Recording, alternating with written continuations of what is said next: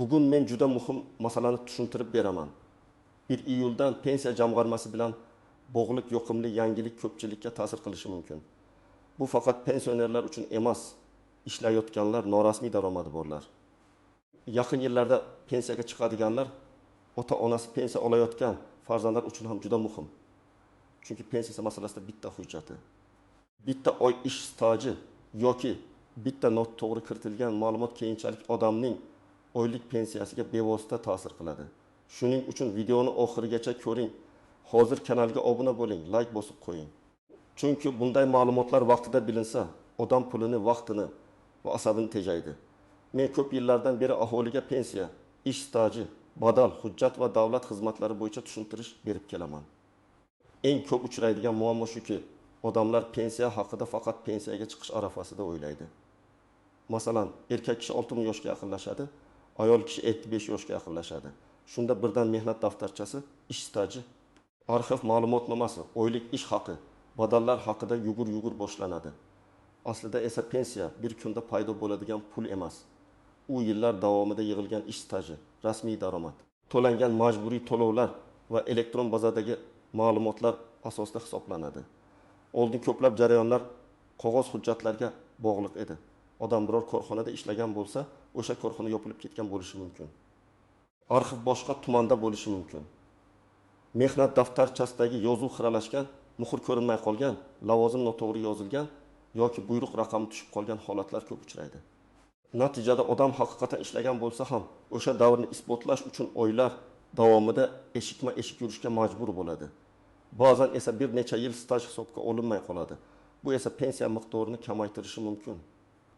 Endi esa 1 iyuldan boshlab pensiya jamg'armasi tizimida aholi uchun qulayliklar kuchayishi, ma'lumotlarni tekshirish, aniqlashtirish va murojaat qilish jarayonlari yanada osonlashishi kutilayotgani haqida gap ketmoqda. Men bu yerda eng muhim fikrni aytmoqchiman.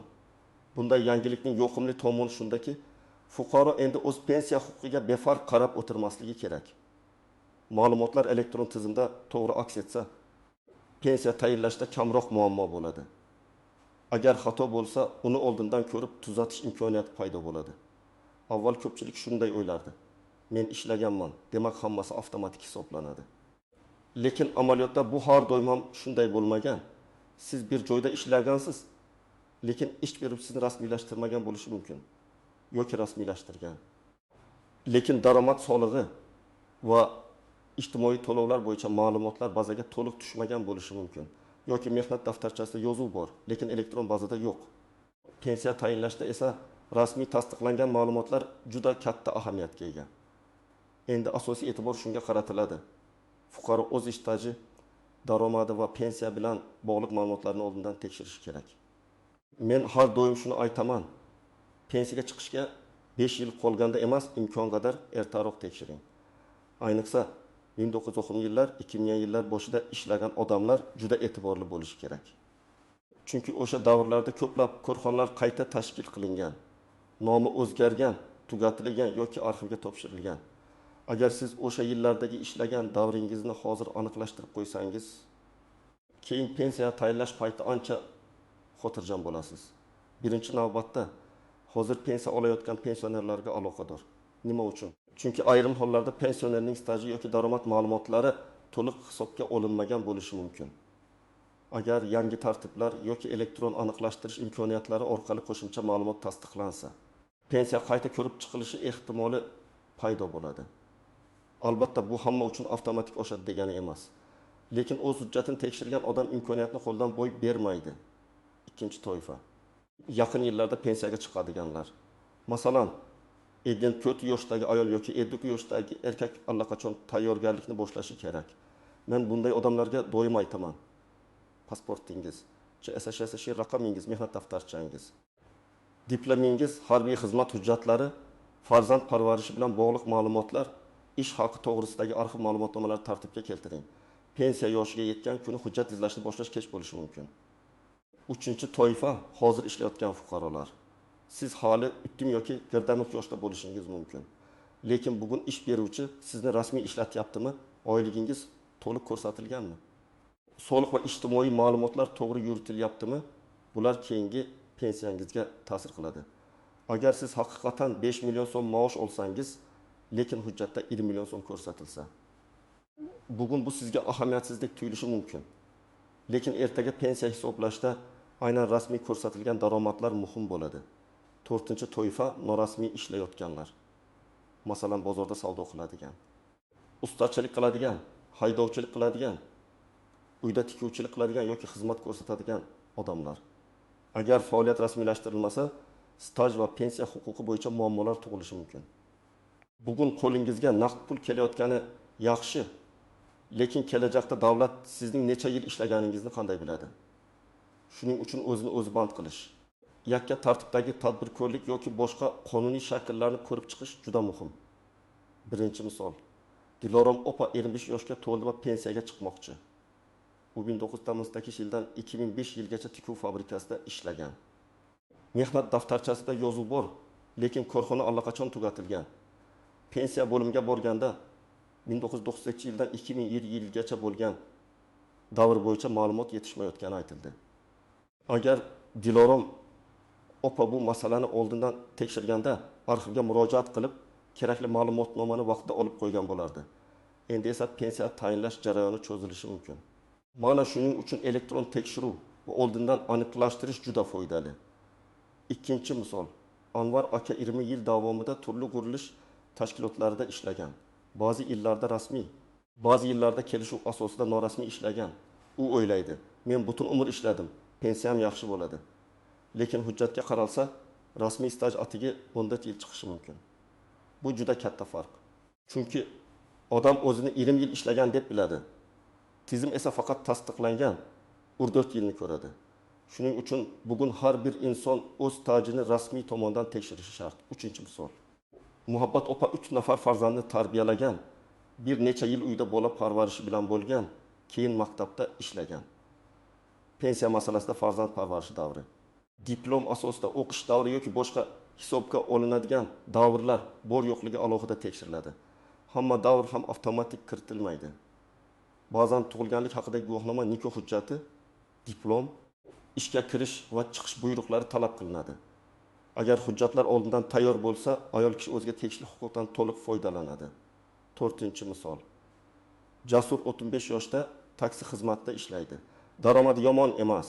Oyga 7-8 million so'm topadi. Lekin rasmiy faoliyati yo'q. U bugun o'zini erkin his qiladi. Hech kimga bog'liq emas. Ammo 20-25 yildan keyin pensiya masalasida savol tug'iladi. Qaysi hujjat bilan ishlaganini isbotlaydi? Agar u hozirdan faoliyatini qonuniy shaklida yuritsa, kelajakda pensiya huquqi bo'yicha ancha ishonchli holatda bo'ladi. Men bu yerda odamlarni qo'rqitmoqchi emasman. Lekin kimlar albatta tekshirib ko'rish kerakligini aniq aytaman. Agar siz bir nechta joyda ishlagan bo'lsangiz, ayniqsa korxonalar yopilgan yoki nomi o'zgargan bo'lsa, tekshiring. Agar mehnat daftarchangizda muhrlar xira bo'lsa, yozuvlar tushunarsiz bo'lsa, tekshiring. Agar siz 1990 yildan 2010 yilgacha bo'lgan davrda turli tashkilotlarda ishlagan bo'lsangiz, tekshiring. Agar siz norasmiy ishlagan davrlaringiz ko'p bo'lsa, endi qolgan yillarni rasmiylashtirish haqida o'ylang. Kim unchalik xavotir olmasa ham bo'ladi.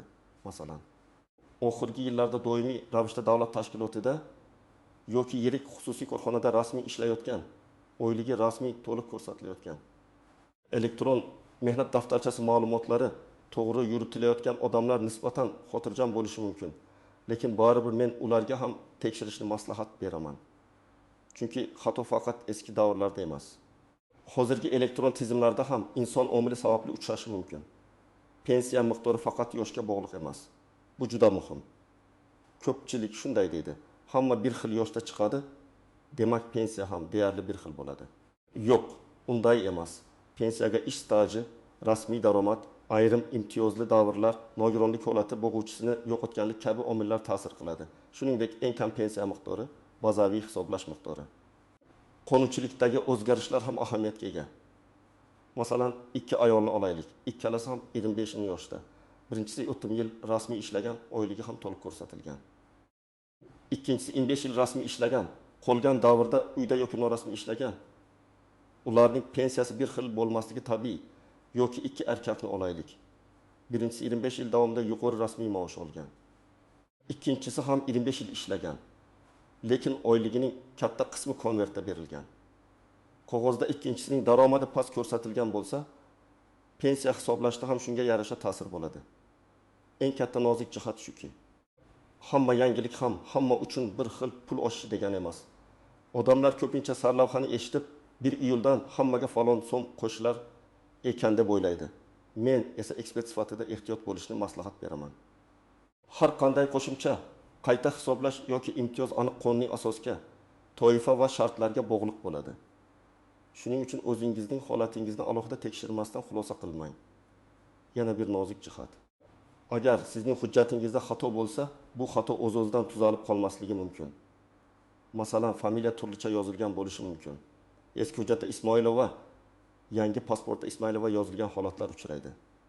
Tug'ilgan sana bir hujjatda 22 mart, boshqasida 13 mart bo'lib qolgan bo'lishi mumkin. Bunday kichik ko'ringan farqlar pensiya hujjatlarini ko'rib chiqishda savol tug'diradi. Shuning uchun shaxsiy ma'lumotlar bir xil yozilganini tekshirish juda muhim. Yana bir muammo, odamlar og'zaki gapga ishonib qoladi. Masalan, kimdir aytadi, menga qo'shildi, senga ham qo'shiladi yoki qo'shni aytadi. Hech qayerga borma, o'zi avtomatik bo'ladi. Bunday maslahatlar xavfli. Chunki har bir fuqaroning ish staji, daromadi, oilaviy holati, hujjati alohida. Sizning huquqingizni qo'shningizning tajribasi bilan o'lchab bo'lmaydi. Eng to'g'ri yo'l rasmiy manba, pensiya jamg'armasi bo'limi, davlat xizmatlari markazi yoki yagona interaktiv davlat xizmatlari portali orqali tekshirish. Endi nima qilish kerakligini aniq aytaman. Birinchi qadam, o'zingizning shaxsiy ma'lumotlaringizni tekshiring. Pasport yoki ID karta, JSSHIR, familiya, ism, otasining ismi tug'ilgan sana to'g'ri kiritilgan bo'lishi kerak. Agar hujjatlarda farq bo'lsa, uni imkon qadar oldin bartaraf eting. Chunki pensiya tayinlash paytida aynan shaxsni aniqlash birinchi bosqich hisoblanadi. Ikkinchi qadam, ish stajingizni tekshiring. Mehnat daftarchangizni olib, har bir ishga kirgan va ishdan chiqqan sanani alohida ko'rib chiqing. Muhr bormi? Buyruq raqami bormi? Tashkilot nomi aniq yozilganmi? Lavozim ko'rsatilganmi? Bularning hammasiga e'tibor bering. Agar elektron mehnat daftarchangiz bo'lsa, undagi ma'lumotlar qog'ozdagi yozuvlar bilan mos kelishini tekshiring. Uchinchi qadam, eski korxonalarga oid hujjatlarni aniqlang. Agar ishlagan korxonangiz yopilgan bo'lsa, uning hujjatlari qaysi arxivga topshirilganini bilib oling. Tuman yoki shahar arxiviga murojaat qilishingiz mumkin. Murojaatda qaysi yillarda, qaysi tashkilotda, qaysi lavozimda ishlaganingizni yozing. Imkon bo'lsa, mehnat daftarchasidagi sahifadan nusxa ilova qiling. Arxiv ma'lumotnomasi keyinchalik pensiya uchun juda kerak bo'lishi mumkin. 4-qadam, ish haqi ma'lumotlarini aniqlang. Pensiya hisoblashda ayrim davrlar bo'yicha daromad ma'lumotlari talab qilinishi mumkin. Agar siz yuqori maosh olgan yillaringizni hujjat bilan tasdiqlay olsangiz, bu foydali bo'lishi mumkin. Lekin bu masalada taxmin bilan emas. Mutaxassis bilan maslahatlashib ish tuting. Chunki qaysi davr hisobga olinishi va qanday tartibda olinishi qonunchilikdagi aniq mezonlarga bog'liq. 5-qadam, norasmiy faoliyatingiz bo'lsa, uni qonuniylashtirish yo'lini ko'rib chiqing. O'zini o'zi band qilgan shaxs sifatida ro'yxatdan o'tish, yakka tartibdagi tadbirkor bo'lish yoki mehnat shartnomasi asosida ishlash variantlarini o'rganing. Bu faqat jarimadan qochish uchun emas, kelajakdagi ijtimoiy himoya uchun ham kerak. Kasallik, kredit, subsidiyalar, pensiya va boshqa masalalarda rasmiy daromad katta rol o'ynaydi. 6-qadam. Pensiya jamg'armasi yoki davlat xizmatlari markaziga murojaat qilganda savolni aniq bering. Masalan, men pensiyaga chiqishimga 2 yil qoldi. Ish stajim bo'yicha ma'lumotlarni oldindan tekshirmoqchiman deb yozing. Yoki pensiyam qayta hisoblanishi mumkinmi? Qo'shimcha staj hujjatim bor deb murojaat qiling. Murojaatni yozma shaklda qoldirish foydali, chunki keyin javob ham rasmiy bo'ladi. Odatda eng asosiy hujjatlar shaxsni tasdiqlovchi hujjat, JSSHIR ma'lumotlari, mehnat daftarchasi, diplom, harbiy bilet, nikoh yoki familiya o'zgarganini tasdiqlovchi hujjat, farzandlarning tug'ilganlik haqidagi guvohnomalari. Arxiv ma'lumotnomalari ish haqi haqidagi ma'lumotnomalar bo'lishi mumkin. Lekin har bir holatda talab qilinadigan hujjatlar farq qiladi. Shuning uchun avval maslahat olib, keyin hujjat yig'ish yaxshi. Men yana bir muhim narsani aytaman. Hujjatlaringizni faqat bitta joyda saqlamang. Nusxa qiling, skaner qiling telefoningizda yoki elektron pochtangizda saqlang. Mehnat daftarchasi yo'qolsa yoki eski hujjat yirtilsa. Tiklash qiyin bo'lishi mumkin. Ayniqsa keksa ota-onangizning hujjatlarini farzandlar bir marta ko'zdan kechirib, tartibga solib qo'ysa juda yaxshi bo'ladi. Pensiya mavzusida odamlarni aldash holatlari ham uchrab turadi. Kimdir, men pensiyangizni oshirib beraman, men orqali test chiqadi, falon pul bering deb aytishi mumkin. Bunday gaplarga ishonmang.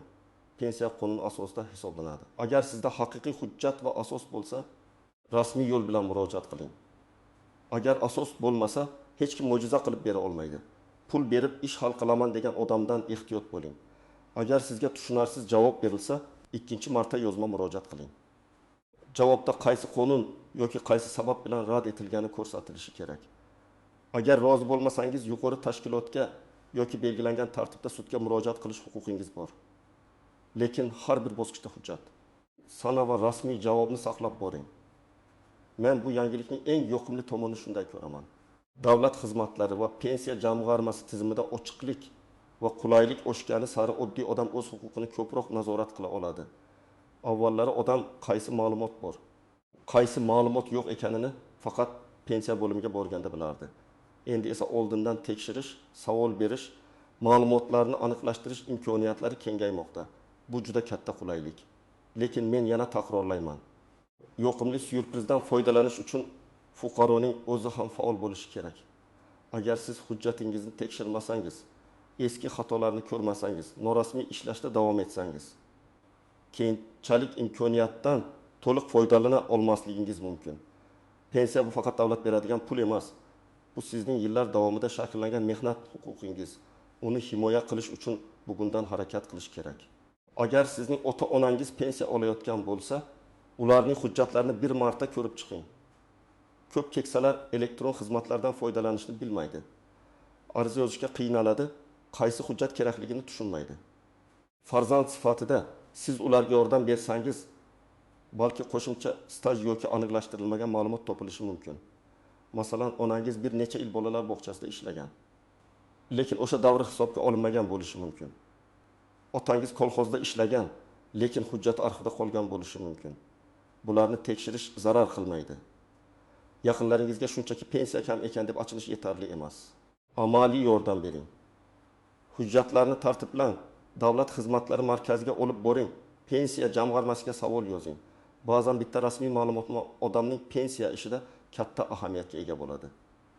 Bugungi mavzuning asosiy xulosasi shuki, 1-iyuldan pensiya jamg'armasi bilan bog'liq qulayliklar va yangiliklar aholiga o'z pensiya huquqini aniqroq ko'rish, tekshirish va himoya qilish imkonini beradi. Bu hamma uchun bir xil miqdorda pul qo'shiladi degani emas, lekin o'z hujjatini tartibga keltirgan, stajini tekshirgan, xatolarni oldindan tuzatgan odam yutadi. Hozir pensiya olayotganlar ham, yaqinda pensiyaga chiqadiganlar ham, hali yosh bo'lsa-da rasmiy ishlayotganlar ham bu mavzuga befarq bo'lmasligi kerak. Men sizga maslahat beraman. Bugun hujjatlaringizni tekshiring, mehnat stajingizni ko'rib chiqing. Shubhali davrlar bo'lsa, arxiv yoki pensiya jamg'armasiga murojaat qiling. Ota-onangiz bo'lsa, ularga yordam bering. Chunki pensiya masalasida vaqtida qilingan bitta to'g'ri qadam kelajakda katta foyda beradi. Sizningcha pensiya jamg'armasi tizimidagi bunday qulayliklar odamlar uchun yetarlimi yoki yana nimalar osonlashishi kerak? Fikringizni izohlarda yozing. Agar video foydali bo'lgan bo'lsa, like bosing. Kanalga obuna bo'ling va yaqinlaringizga ham yuboring. Men esa keyingi videolarda pensiya, nafaqa, ish staji va davlat xizmatlari bo'yicha eng muhim ma'lumotlarni sodda qilib tushuntirishda davom etaman.